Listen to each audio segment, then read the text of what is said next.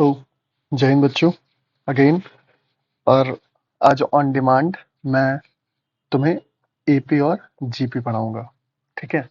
तो good morning, good afternoon and good evening whenever you guys are watching my videos. Take the greetings accordingly. Okay.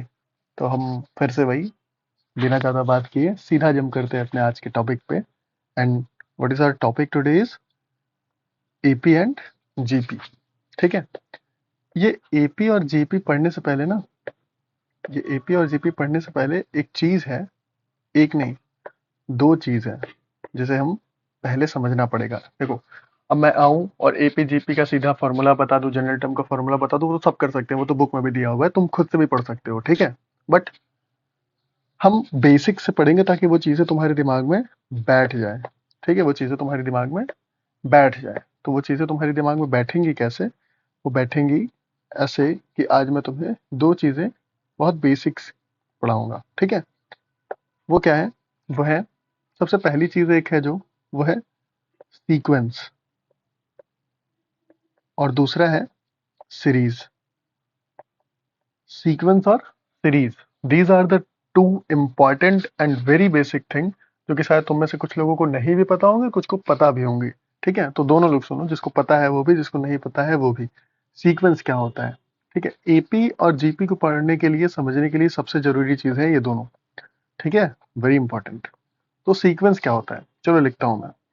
Sequence जो होता है, it is a set of numbers specified specified in a definite order by some assigned rule or law। ठीक है। ये क्या होता है? ये सेट ऑफ नंबर्स होते हैं जो कि एक डेफिनेट ऑर्डर में अरेंज किए जाते हैं। और डेफिनेट ऑर्डर में अरेंज करना है किसी को, तो कैसे करेंगे? कुछ रूल और लॉ बनाएंगे, कुछ नियम के अंतर्गत कुछ नंबर्स होते हैं, उनको एक साथ रख देते हैं हम। ठीक है।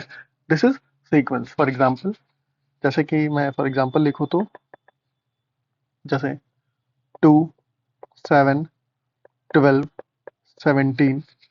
तो इसमें क्या है? देखो, सब में क्या हो रहा है? +5, +5, +5। ठीक है। और ये सीरीज को मैंने यहीं पे खत्म कर दिया है। ठीक है। 17 से आगे हमें नहीं जाना है। तो सीरीज, सीक्वेंस, सॉरी सीरीज नहीं, सीक्वेंस। सीक्वेंस का मतलब क्या होता है कि सेट ऑफ नंबर्स होते हैं, डेफिनेट ऑर्डर में अरेंज्ड होते हैं। और डेफिनेट ऑर्डर में अरेंज कैसे होंगे? किसी रूल या लॉ के अंतर्गत। ठीक है, अंडर में।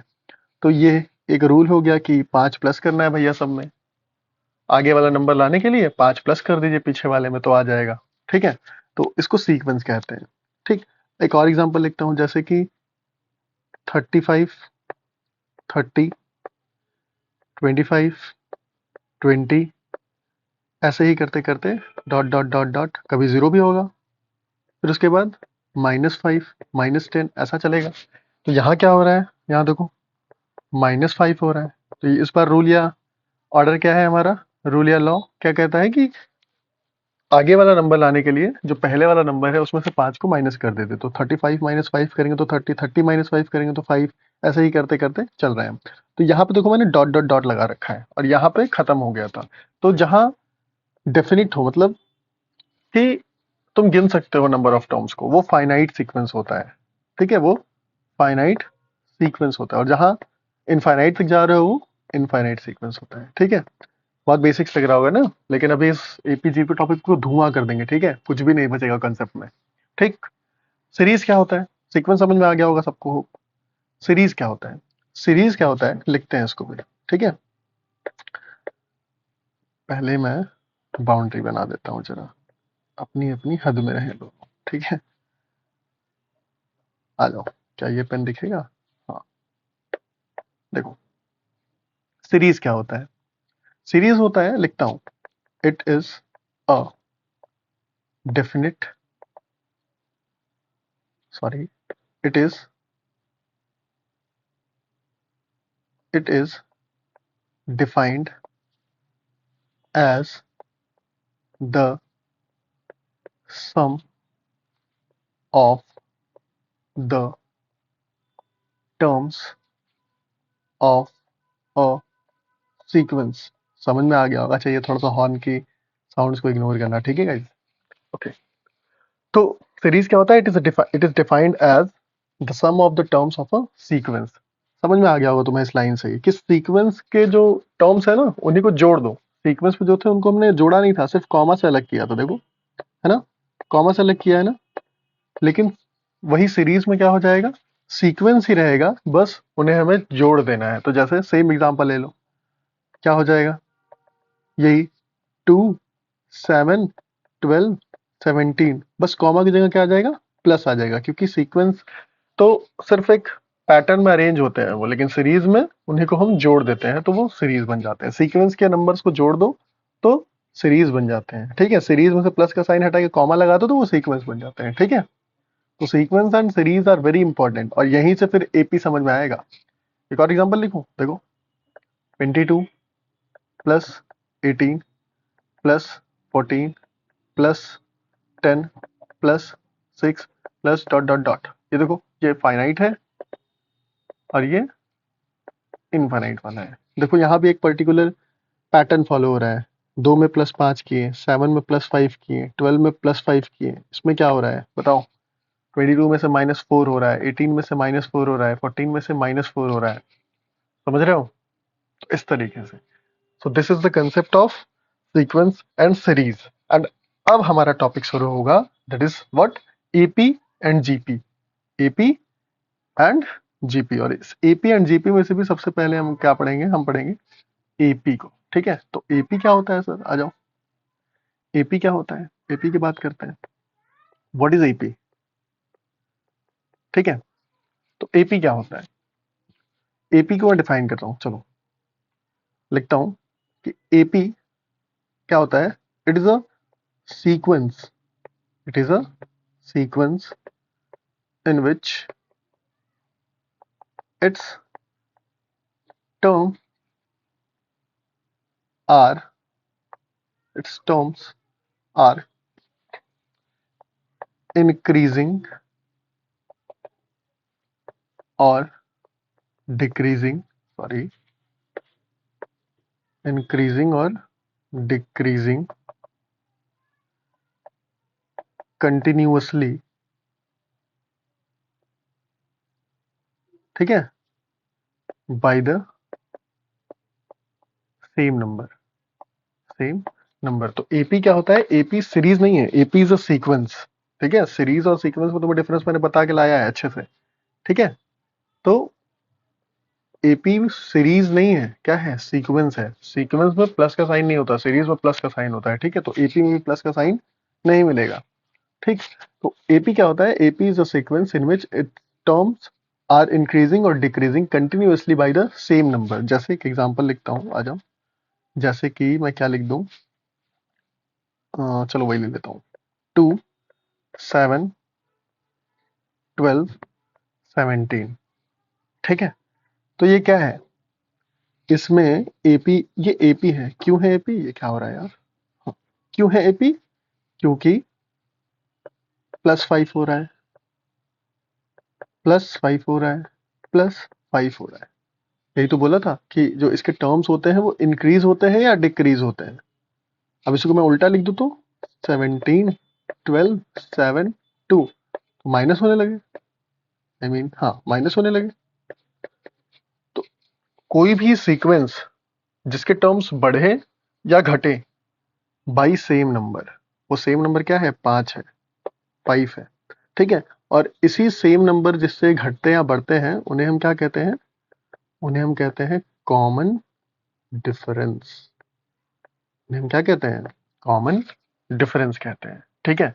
और कॉमन डिफरेंस निकलता कैसे है, और इसको रिप्रेजेंट करते हैं डी से, ध्यान रखना। और ये डी निकलता कैसे है, ये डी निकलता है, अगर मैं बोलूं कि पहला टर्म अगर n है तो दूसरा टर्म पक्का n+1 होगा। तो ये कॉमन डिफरेंस कैसे निकलेगा, यहाँ पे कैसे निकालोगे, इसमें 7 - 2 करोगे तभी तो निकलेगा ना। मतलब कि दूसरे वाले टर्म में से पहले वाले टर्म को माइनस कर रहे हो, या तीसरे में से दूसरे वाले को माइनस कर दो, मतलब कि आगे वाले में से उसके जस्ट पीछे वाले को, प्रेडिसेसर को माइनस करना है।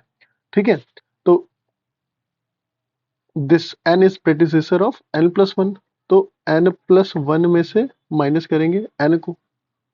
ठीक है, वो जो टर्म होगा वहां पे वो उसको माइनस करेंगे। ठीक, जैसे कि 7 में से 2 को, 12 में से 7 को, 12 में से 17 को, तो -5 आएगा ऐसे। ठीक है, तो डी कैसे निकलेगा पता चला। अच्छा, ये जो फर्स्ट टर्म है, ये जो फर्स्ट टर्म है,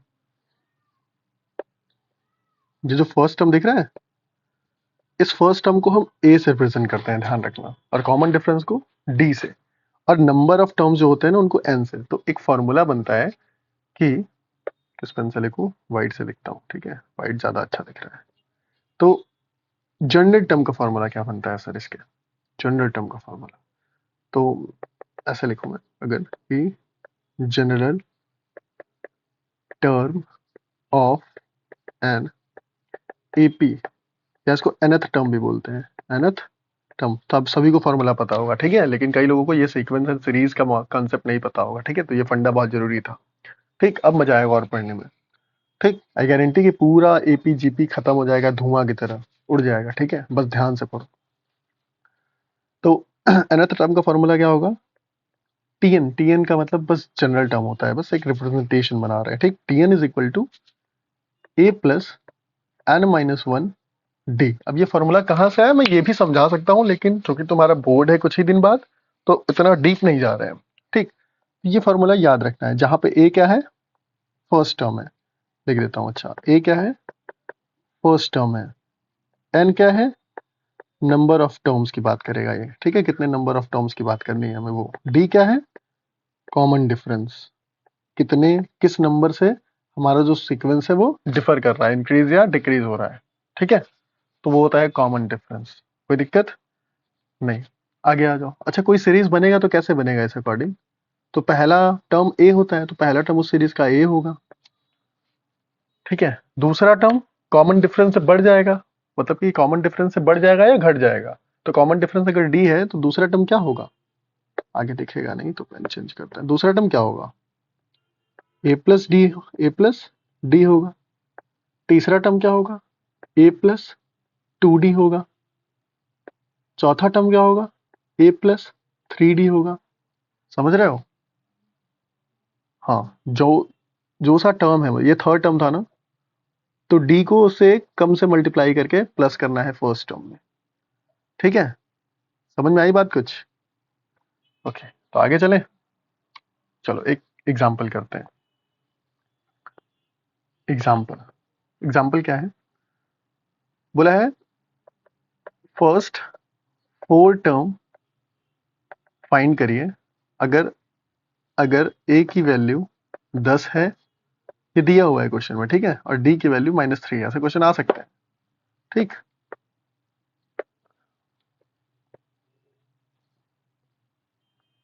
फर्स्ट टर्म, फर्स्ट 4 टर्म निकालने हैं हमें। ठीक है, तो ए की वैल्यू पता है, डी की वैल्यू पता है, और हमें जनरल टर्म का फॉर्मूला पता है कि सर ए प्लस n-1d होता है ना। इस फॉर्मूले का यूज करके निकालें क्या, आ जाओ एक और तरीके से बताता हूँ वो कैसे कर सकते हैं, इजीएस्ट वे में बताता हूँ। ठीक है, कर ऐसे भी सकते हैं बट छोड़ दो इसको। देखो, चुपचाप कुछ नहीं करना है, ऐसा समझो कि पहला टर्म तो 10 है ना, पहला टर्म तो 10 है, ए दिया हुआ डायरेक्टली, और डी जो है -3 है, मतलब दूसरा टर्म क्या होगा, पहले टर्म में से डी को माइनस करना होता है। देखो यही तो बताया कि पहले टर्म में से डी को माइनस कर दो या प्लस कर दो, तो दूसरा टर्म आता है। अगर डी माइनस में है तो हमें माइनस करना होगा पहले टर्म में से, डी अगर पॉजिटिव है तो पहले टर्म में प्लस करना होगा। माइनस में है तो माइनस होगा, प्लस में है तो पहले टर्म में प्लस होगा। दिक्कत नहीं। तीसरे टर्म के लिए 2d करना है प्लस, चौथे टर्म के लिए 3d करना है प्लस, तो बस वही करते जाओ। याद रखो ये चीज, क्या चीज, ये चीज कि ए प्लस डी, ए प्लस 2d, ए प्लस 3d, ऐसे ही करते करते ए प्लस एन डी तक जा सकते हो, जितना टर्म निकालना है वहां तक जा सकते हो। ठीक है, तो हमें 4 टर्म निकालने थे, तो कोई नहीं, हम लिख लेते हैं ए पहला टर्म हो जाएगा, ए प्लस डी दूसरा टर्म हो जाएगा, ए प्लस 2d तीसरा टर्म हो जाएगा, और ए प्लस 3d चौथा टर्म हो जाएगा। बस अब वैल्यू पुट कर दो, ए की वैल्यू 10, यहाँ पे ए की वैल्यू 10 प्लस डी की वैल्यू -3, ए की वैल्यू 10, 2 तो 2 ही रहेगा, डी की वैल्यू -3, ए की वैल्यू 10 प्लस 3 तो 3 ही रहेगा, डी की वैल्यू -3, प्लस माइनस माइनस हो जाएगा, प्लस माइनस माइनस हो जाएगा, तो 10 में से 3 गया 7, कोई दिक्कत। 3 2 जा 2 3 जा 6, तो -6 प्लस माइनस माइनस 10 में से -6 होगा तो 4, ऐसे ही करके आगे कर सकते हो। 4 में से 3 गया 1, ठीक है, खत्म, कोई दिक्कत। 4 में से 3 डायरेक्ट माइनस कर दो, 4 -3 तब भी 1 आ जाएगा, और इसको सॉल्व करो तो 10 प्लस माइनस माइनस 3 3 जा 9, तब भी 1 आएगा, कोई दिक्कत नहीं। आगे चले, तो ये है हमारा आंसर इस वाले क्वेश्चन का। समझ में आई बात? आ जाओ, एक और फॉर्मूला। एक और फॉर्मूला क्या है सर? वो एक और फॉर्मूला है sum of n terms of an AP, ठीक है। क्या होता है उसका फॉर्मूला सर? वो होता है sum is equal to n/2 2a plus n-1 d, ठीक है। कहीं कहीं ऐसे भी लिखा रहता है, और n/2 a प्लस tn। तो tn क्या होता है? tn होता है a प्लस n-1 d। तो इस a प्लस n-1 d को tn की जगह रखोगे तो a जुड़ के 2a हो जाएगा, और n-1 d वैसे का वैसा उतर जाएगा। बात वही है, बस अलग तरीके से लिखा है, ठीक है। समझ में आई कुछ बात? आगे चलें, आ जाओ एक एग्जांपल करते हैं इसमें। आ जाओ भैया, एक एग्जांपल करते हैं। एग्जांपल क्या है सर? देख नहीं रहा कौन सा पेन यूज करूँ यार, एक तो ऐसा आज मैं बैकग्राउंड चूज कर लिया हूँ। ठीक है, तो दिखेगा ना? देखो, एग्जांपल क्या ले सकते हैं, ऐसा समझो कि हमें निकालने को बोल दिया, एक एपी दे दिया, मान लो वो एक एपी क्या है, वो एपी दिया हुआ है 3 15, क्या दिया हुआ है 3 15 27 39 डॉट डॉट डॉट। कोई दिक्कत नहीं? कोई दिक्कत? पक्का नहीं?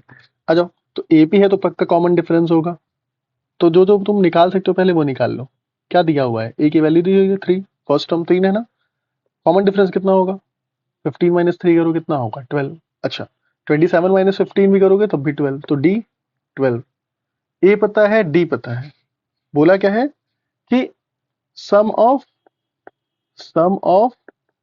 फर्स्ट 20 टर्म्स निकालना है, सम ऑफ फर्स्ट 20 टर्म्स निकालना है। तो एन की वैल्यू 20, एन की वैल्यू क्या हो जाएगी?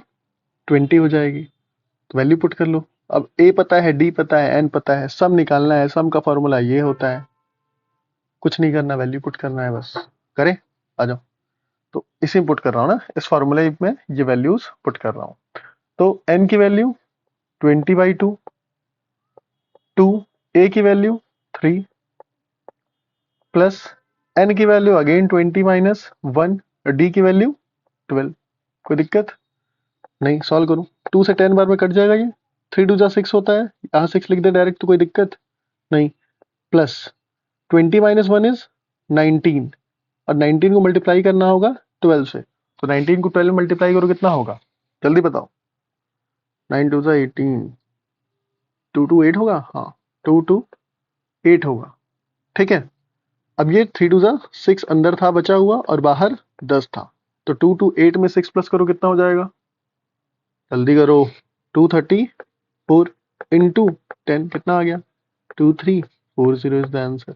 मतलब कि इस एपी के, हमें तो 4 ही टर्म है ना, आगे के 20 टर्म तक हमें प्लस करना होगा, तो 20 टर्म प्लस करने के बाद 20 टर्म्स प्लस करने के बाद जो सम आएगा वो इतना आएगा। अब तो मैन्युअली करते कि 3 में 15 ऐड करते, 15 में 27, देन 39, ऐसे ही करते करते ऐड करते तो समय लगता ना। ये फॉर्मूला था, डायरेक्ट हम पुट करके सूट किए वैल्यू, और आंसर हमारा आ गया कि 20 टर्म का सम कितना होगा, ठीक है। तो याद रखना है ये सम का फॉर्मूला, और ये जनरल टर्म का फॉर्मूला, ठीक है, एकदम रट जाना चाहिए। और जहां ना समझ में आया करे मुझे कमेंट बॉक्स में बताया करो, ठीक है। I will try to explain it in my next video. ठीक, तो एपी की बात क्लियर। एपी इतना ही है। ठीक, अभी मैं और क्वेश्चंस कराऊंगा। ठीक, मगर इस वीडियो में करूंगा तो बहुत लंबा हो जाएगा। ठीक, तो question oriented only one video लेके आऊंगा मैं एपी और जीपी पे। ठीक, अभी बस कंसेप्ट पे ध्यान दो। जीपी क्या होता है सर? जीपी क्या होता है सर? जीपी का नाम है ना जो बड़ा वाला, वो है geometric progression. Geometric progression, short form में इसको इसके दोस्त प्रेम से जीपी जीपी कहते हैं। जीपी भैया, जीपी भैया। ठीक है, तो ये जीपी भैया है कौन? चलो कुछ नंबर्स लिखता हूं मैं।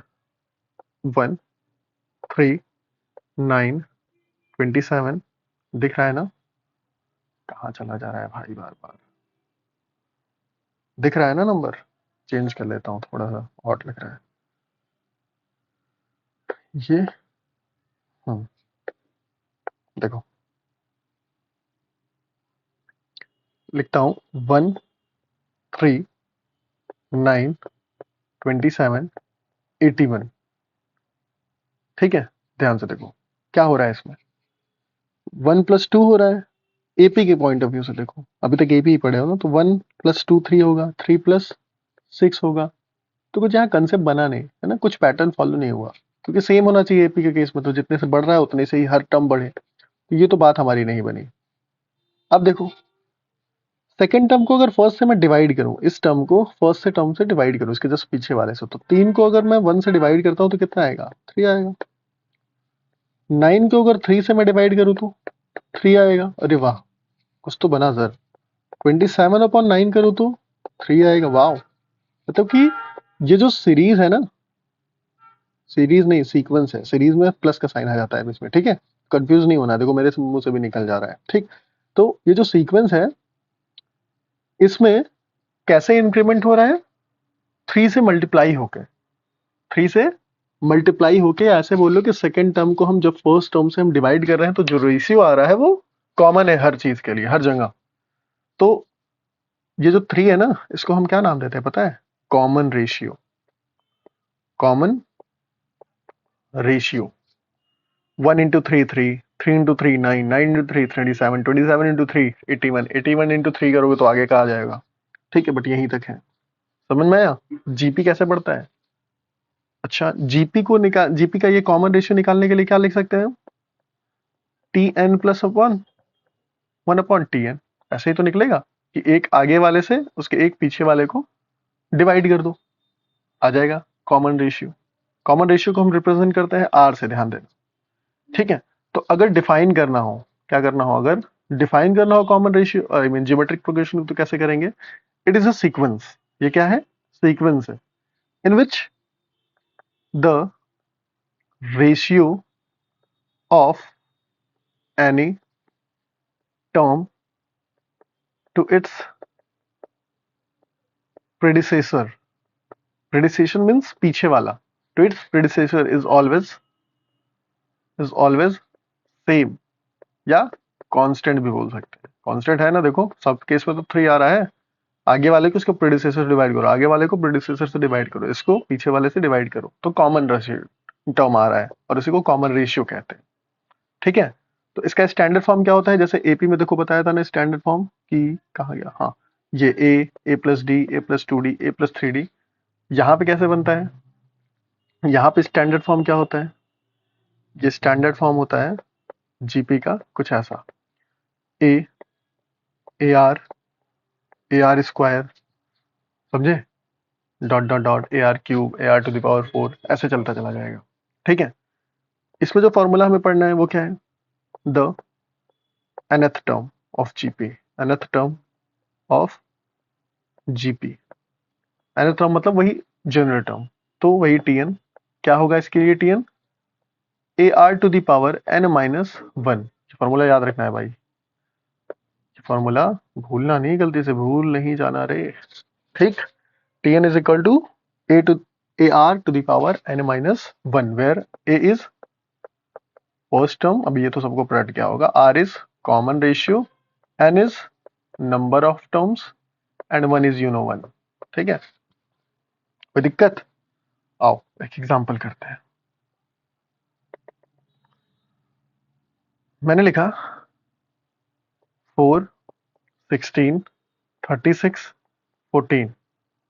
बोला कि इसके फाइंड 5 टर्म, फाइंड 5 टर्म्स। ठीक, तो ए की वैल्यू कितनी है? 4 है। कॉमन रेशियो निकाल लो, कॉमन रेशियो आर निकालो, कितना आएगा? 16/4 करना पड़ेगा ना, 4 4 जा 16। अब जरा एक चीज ध्यान से देखो, तो वो 16/4 करें चाहे 36/4 करें, आई मीन 16 करें जस्ट उसके पिछले वाले से, तो कॉमन आना चाहिए, लेकिन ये तो आ ही नहीं रहा है। ये तो 4 4 जा 16, 4 9 जा 36 आ गया, 9/4 आ गया, मतलब कि कॉमन रेशियो तो अनइक्वल है। तो सिंपल सी बात है कि ये जीपी है ही नहीं। ठीक है, तो इसमें एक और चीज पूछा हुआ था जो मैं लिखा नहीं यहाँ पे, वो था कि क्वेश्चन ऐसे पूछा था कि अगर ये दिया हुआ सीक्वेंस जीपी है तो आगे के 5 टर्म्स निकालिए, अगर नहीं है तो मत निकालिए, नहीं है तो निकलेगा ही नहीं, सवाल ही नहीं उठता। बात समझ में आई? आ जाओ एक एग्जांपल से निकालते भी हैं। ठीक, तो 5, 10, 20, 40 ऐसे दिया है। इसका तो मुझे निकाल के बताना। अच्छा, फोर्थ टर्म दिया है ना, फिफ्थ टर्म निकाल के बताना कमेंट में। ठीक है, कैसा निकलेगा समझे? बताओगे? पक्का कुछ नहीं करना है, फिफ्थ टर्म निकालने के लिए ये वाला फॉर्मूला यूज करना है। T n is equal to a r to the power n minus one. बस इसी पे पुट करनी है वैल्यू। ए पता है तुमको 5, आर पता है तुमको 10/5 करके निकाल दो या 20/10 करके निकाल लो। ठीक है, एन की वैल्यू पता है, जो टर्म निकालना है नंबर ऑफ टर्म। ठीक है, n is number of term, तो पांचवा टर्म निकालना तो 5 रख देना उसकी जगह, एन की जगह। ठीक, सॉल्व करोगे, पुट करोगे, सॉर्ट करोगे, जो आएगा that will be the fifth term. ठीक, तो कमेंट बताना भूलना नहीं, पक्का। I am waiting comment. ठीक है, एंड आगे चलते हैं, एक और बात करते हैं, यहीं पे सम की बात करते हैं। किसकी बात करते हैं? सम की बात करते हैं। ठीक है, sum of n terms of GP. Sum of n terms of GP क्या होता है फॉर्मूला?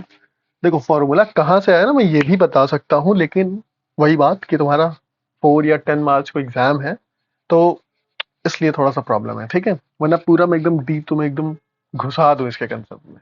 ठीक है, आ जाओ डायरेक्ट फॉर्मूला पढ़ते हैं अभी। तो S n is equal to क्या होता है? Sum of n terms is, देखो इसमें दो फॉर्मूले बनते हैं। एक केस तब होगा जब, आ जाओ पहले फॉर्मूला लिखता हूँ फिर बताता हूँ। ए 1 - r⁻n अपॉन 1 - r। और दूसरा केस क्या होगा? दूसरा केस होगा, तो देखिए मेरा दूसरा केस होगा, दूसरा केस होगा ए r⁻n - 1 सॉरी अपॉन r-1। ये जो है और ये जो है, दोनों ही sum of n terms of GP निकालने के फॉर्मूले हैं, लेकिन ये वाला फॉर्मूला कब यूज होगा? जब r की वैल्यू छोटी होगी 1 से। जब r की वैल्यू छोटी होगी 1 से, भूलना नहीं। तो पहले तुम्हें किसी भी जीपी का अगर सम निकालना है तो पहले तुम r निकालो और देखो कि r जो है वो 1 से छोटा है या बड़ा है। अगर r छोटा है तो ये वाला फॉर्मूला 1 - r⁻n और 1 - r। अगर r बड़ा होगा 1 से तो ये वाला फॉर्मूला। ठीक है, आओ एक एग्जांपल करके दिखाता हूँ, सॉल्व एक क्वेश्चन करके दिखाता हूँ। ठीक है, find the sum of 7 terms of GP. और जीपी क्या है? जीपी है -2, -6, -18 डॉट डॉट डॉट 7 टर्म्स तक। ठीक है, निकालना है इसका, तो आओ डायरेक्ट लिख लो। ए की वैल्यू कितनी है? -2, सोचने की जरूरत ही नहीं है। आर निकाल लो, -6/-2 या -18/-6 से निकालो, माइनस में माइनस गुजर गए, 3 आएगा, 3 आएगा, आएगा ना। तो आर की वैल्यू कितनी आ गई? 3 आ गई। एन की वैल्यू 7, 7 टर्म्स का निकालना है ना सम। तो आर की वैल्यू 3 है, तो बताओ आर बड़ा है ना 1 से? आर बड़ा है ना 1 से? आर बड़ा है 1 से, तो कौन सा फॉर्मूला यूज होगा? ये वाला यूज होगा, r⁻n-1 करेंगे। ठीक है, कौन सा फॉर्मूला यूज होगा? Sn is equal to a in the bracket r⁻n-1 upon r-1। क्यों किए ये r n-1? क्योंकि आर अगर बड़ा है तो अगर हम 1 माइनस आर करते तो निगेटिव में आता ना, इसलिए करते हैं ऐसे। ठीक है, वैल्यू पुट कर लो। ए की वैल्यू इज -2, आर की वैल्यू इज -3, एन की वैल्यू इज 7 -1 अपॉन आर की वैल्यू इज 3 -1, -2/2। और इसको सॉल्व करके तुम बता रहे कितना आया। ठीक है, tell me the answer in the comment box. ठीक है, आंसर कहाँ बताओगे तुम हमें, कमेंट बॉक्स में बताओगे। ठीक है, और थोड़ा सा इंटरेक्शन करो। ठीक है, तभी मजा आएगा पढ़ने में आगे। ठीक, तो मिलते हैं नेक्स्ट वीडियो में, जो कि होगा question oriented AP and GP पे, और वो होगा एक्सपेक्टेड क्वेश्चन। ऐसे ही क्वेश्चन मिलेंगे तुम्हें, एक्सपेक्टेड क्वेश्चंस फॉर 2025 बोर्ड्स। ठीक है, समझ में आई बात। कर दूं क्या इस क्वेश्चन को, क्या कह रहे हो, कर दीजिए। नहीं करूंगा, कमेंट बॉक्स में बताना। ठीक है, आई होप कि जितना कुछ पढ़ाया तुम्हें, देखो बिल्कुल बेसिक से शुरू किया और पूरा एपीजीपी का कंसेप्ट पढ़ाया। ठीक है, तो सीक्वेंस सीरीज भूलना नहीं, भूल नहीं जाना रे। एपीजीपी, एपी होता क्या है ये बताया। ठीक है, कॉमन डिफरेंस क्या होता है, जनरल टर्म का फॉर्मूला बताया, sum of n terms of AP बताया। ठीक है, फिर जीपी बताया कि क्या होता है। ठीक, जीपी का स्टैंडर्ड फॉर्म दिखाया, जीपी के स्टैंडर्ड फॉर्म के बाद जनरल टर्म का फॉर्मूला बताया, और उसमें क्या कौन चीजें क्या होती हैं ये बताया, कैसे यूज करना है ये बताया। ठीक है, sum of n terms of GP बताया। ठीक, दो फॉर्मूले होते हैं, एक कब यूज करना है, एक कब यूज करना है ये बताया। ठीक है, उसके बाद एक क्वेश्चन कराया सम पे। ठीक है, तो थैंक यू फॉर टुडे, मिलते हैं जल्द। ठीक है, थैंक यू गाइस। प्लीज उन बच्चों के साथ शेयर करो जो कि साल भर मस्ती किए हैं या नहीं पढ़े हैं, या जिन्हें रिवाइज करना है। ठीक है, समझ रहे हो, तो keep learning. My only aim is to, क्या, aim is just to make everything easy for you guys. Maths जो है ना, मैथ्स फोबिया होता है कई लोग के लिए, है ना, डर लगता है, तो मुझे उसी डर को खत्म करना है, और इसीलिए मैं ये वीडियोस बनाना शुरू किया हूँ। ठीक है,